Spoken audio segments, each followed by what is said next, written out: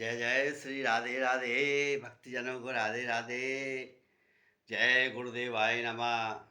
आज गुरुवार की आप सबको बहुत बहुत बधाई। जय श्री कृष्ण, राधे राधे। ओम नमो नारायण, हरि की जय हो। आज आप स्नान करें, थोड़ी सी हल्दी डाल के स्नान करें। हल्दी डाल के स्नान करेंगे तो आपके शरीर की नेगेटिव ऊर्जा सबरी नष्ट हो जाएगी। आप ऊर्जा के लिए तरोताज़ा हो जाएंगे। फिर आप भगवान विष्णु को स्नान कराएं, हल्दी का चंदन का लेपन करें।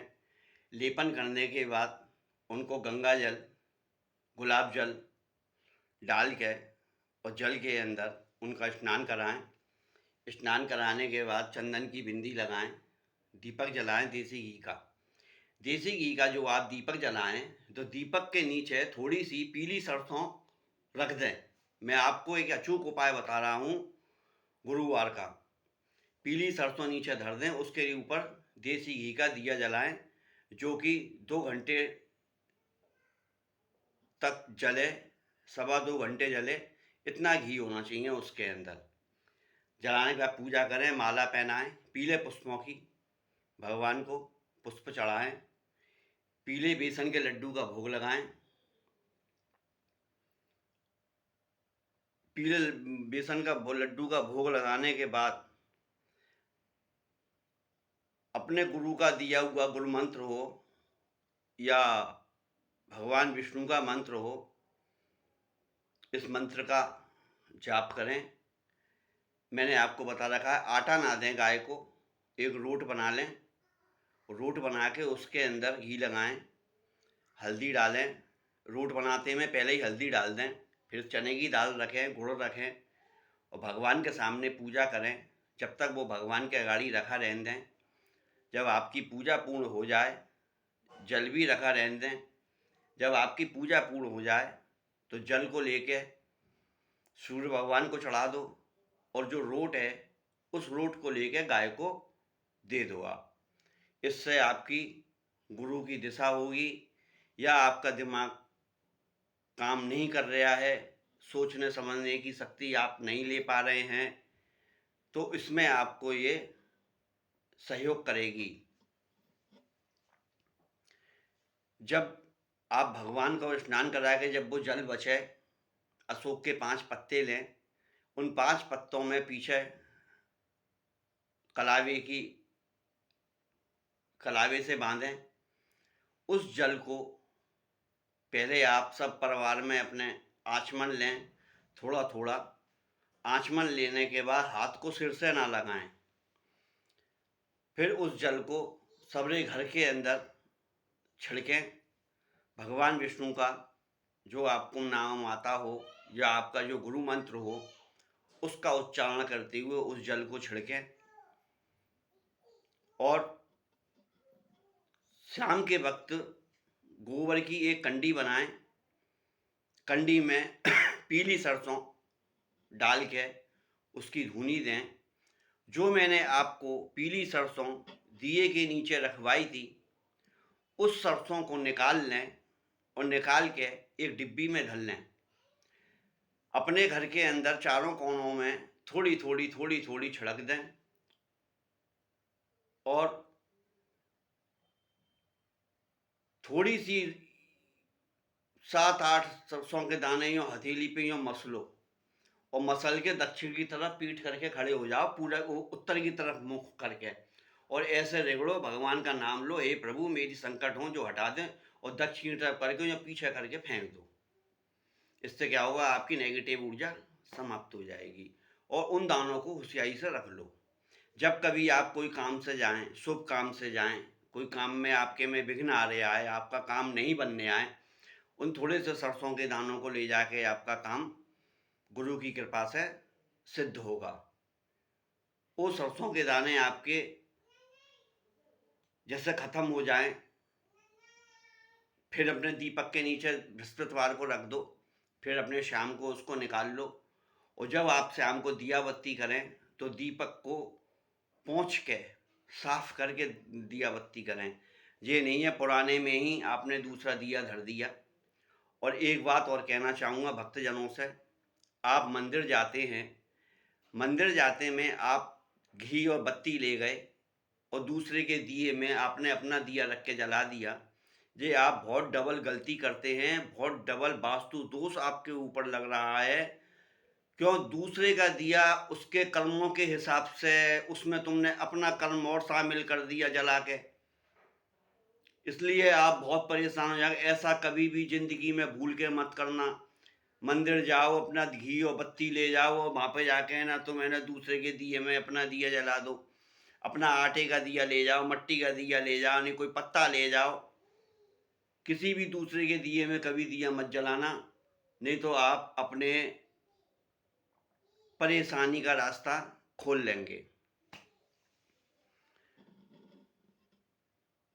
और जब आप जल छिड़क लें, जब भगवान को जब आप चंदन बिंदी लगाएं, उसमें से थोड़ी सी चंदन बिंदी बचा लें अपने परिवार में, आप अपने लगाएं, पत्नी के लगाएं, बच्चों के लगाएं। गुरुवार के दिन से लगाना शुरू करें। रोज पीली चंदन की बिंदी इस उंगली से लगाएं। क्यों? बुध, चंद्रमा और केतु, इसकी यही उंगली है। केतु मुक्ति देने वाला, चंद्रमा दिमाग का मालिक, बुध रुके हुए कार्यों को सिद्ध करने वाला। इससे लेके जब आप यहाँ पे ये बिंदी लगाएं तो ओम नमः पार्वती पते हर हर महादेव ये बोल दो, श्री कृष्ण गोविंद हरे मुरारी हे नाथ नारायण वासुदेव ऐसे बोल दो, और इसको लगाए रखो जब तक उंगली को। आप जब खुद एहसास करेंगे हाँ मेरे मस्तक के अंदर ठंडापन आया, आप इसको आप डेली करिए, आपका मस्तक ठंडा रहेगा, आपका हर निर्णय लेने में आप सामर्थ्य रहेंगे।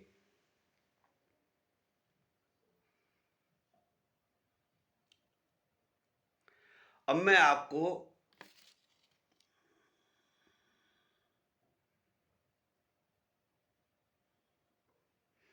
सपने के बारे में बताता हूं। अगर किसी आदमी को स्वप्न में घोड़े पे बैठा हुआ है और शरबत, दूध, पानी ऐसी चीज पी रहा है, तो समझ लीजिए उसके लिए ये सपना अति उत्तम सर्वश्रेष्ठ सपना है उसके लिए। बशर्ते सपना देखने के बाद आप सोए नहीं। आप अगर सो गए तो सपना आपका डिले हो जाएगा। इसमें इसके फायदे क्या होते हैं? ये शुभ फलदायक होता है, राज सुख भोगता है इंसान अगर ऐसा सपना देख लेता है, क्या समझे? और हर चीज, किसी चीज की उसके पास कमी नहीं रहती है, तन मन धन। उसको अगर बीमार भी होगा तो वो स्वस्थ हो जाएगा, अगर उसके पास पैसा नहीं आ रहा है तो उसके पास पैसा भी आने लगेगा, शादी विवाह नहीं हो रहा है उसका तो उसका शादी विवाह भी होने लगेगा। ये ऐसा सपना होता है, ये बहुत कम दिखता है, और जब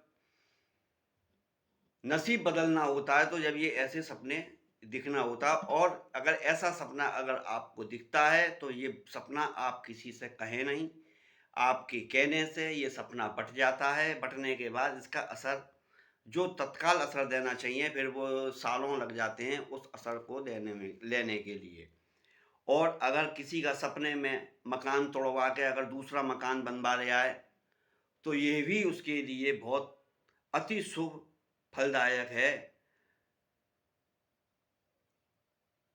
उसके, जो आदमी पुराना मकान अपना तोड़ के नया बनाता है तो समझ लो इसकी पुरानी चली आ रही परेशानी वो दूर हो गई, और जो गंदी गंदी लत इनके अंदर लगी हुई हैं, किसी भी प्रकार की जो गंदी लतें, वो धीरे धीरे छूटना शुरू हो जाएगा, और एक दिन वो आएगा उनकी सारी गंदी लतें छूट जाएंगी। ये रहा सपने का, आपको बता दिया मैंने। अब मैं आपको बताता हूं, जो आदमी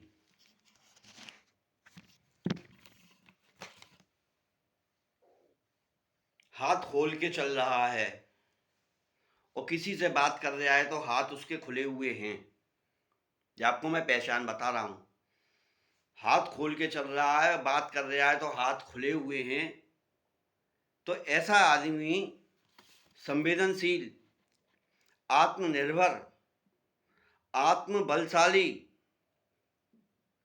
झूठ, चालाकी, कपट ऐसे इंसान को कतई पसंद नहीं रहती है। साफ सफाई, सलीके वाला आदमी होता है ऐसा।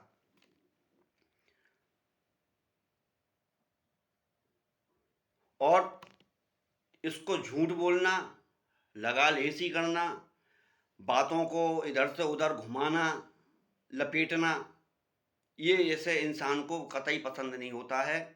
ये खुली बात सुनना पसंद करता है और खुली बात कहना पसंद करता है। ऊधो का लेना नहीं और माधो का देना नहीं। इस इंसान के अंदर ये खासियत होती हैं, जो अपने हाथों को खुला रखते हैं, वो दिल के साफ होते हैं और खुले दिल वाले होते हैं। अगर किसी से मजाक करनी है वो मजाक कर देंगे, मगर ऐसे करेंगे तो किसी को बुरी भी नहीं लगेगी। अब मैं आपको बताता हूँ राशियों के बारे में। मेष राशि, सिंह राशि, धनु राशि, ये अग्नि तत्व की राशि है।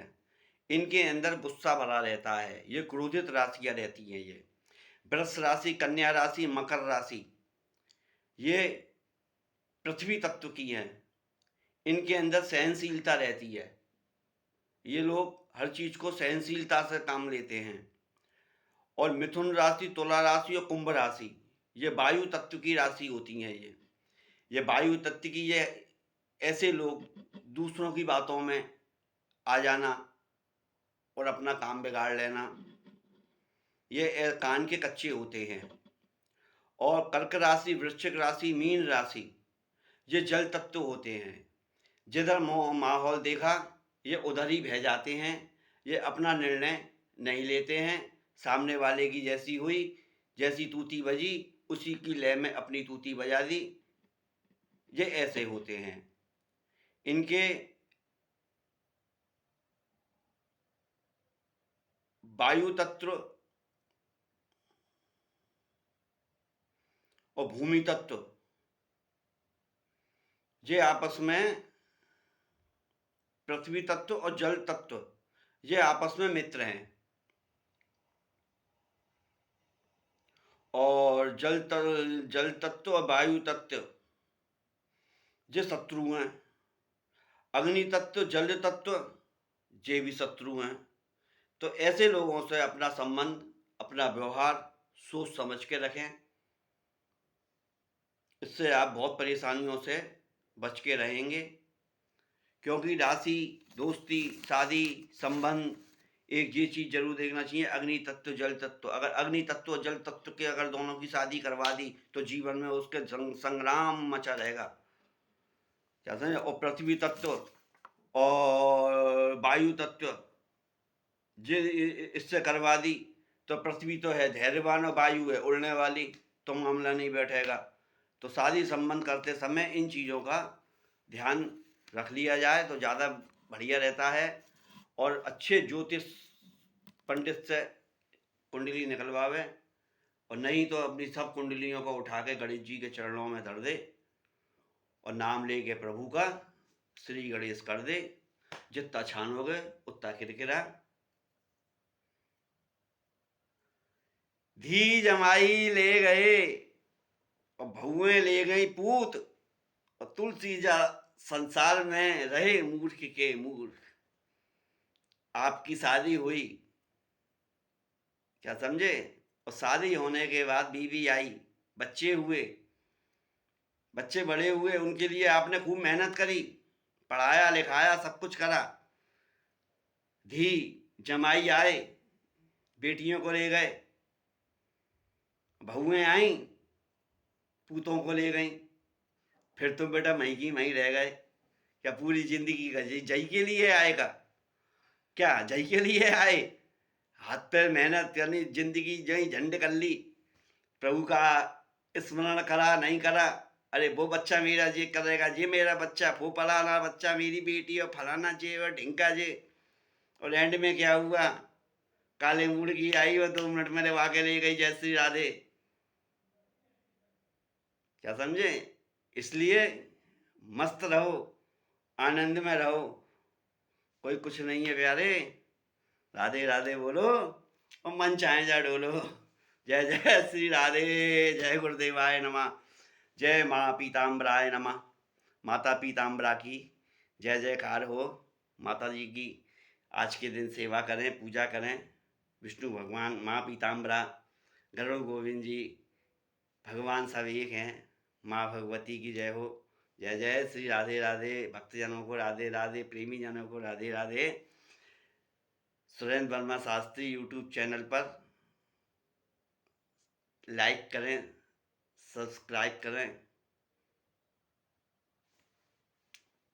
राधे श्याम।